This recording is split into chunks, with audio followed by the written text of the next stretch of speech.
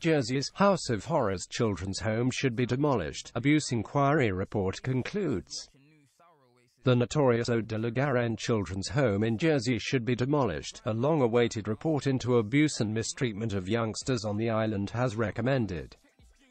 The inquiry was set up to establish what went wrong over many years in the care system on the island, which has been rocked by horrific revelations of sex abuse against children in care.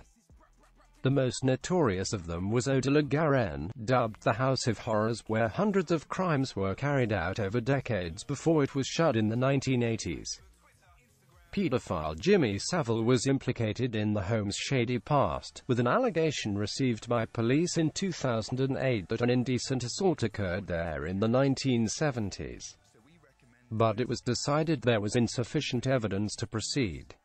The states of Jersey asked the inquiry to probe the abuse and mistreatment of youngsters placed in children's homes and in foster care on the island from the Second World War.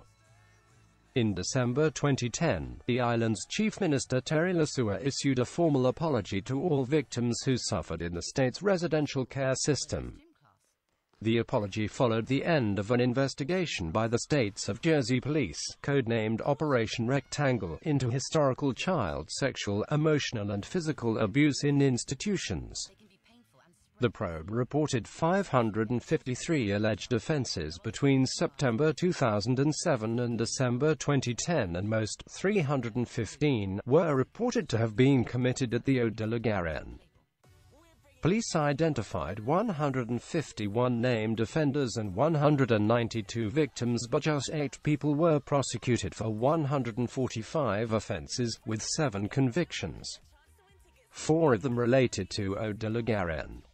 The probe left the reputation of the island's police tarnished, with claims of murders at Haut de la Garenne made in 2008 later discredited after a piece of skull was found to be coconut and what had been called punishment rooms, where children were tortured, were found to be too small for an adult to stand up in.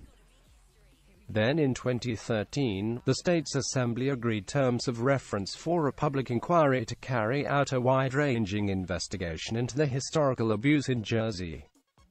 Inquiry Chair Francis Oldham QC promised a robust and fearless examination of what went wrong and to find answers for the victims.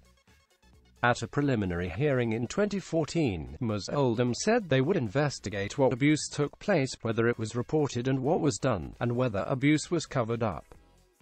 She also promised to review the actions of the police, the justice system, politicians and the various government agencies to consider how each responded to child abuse in Jersey.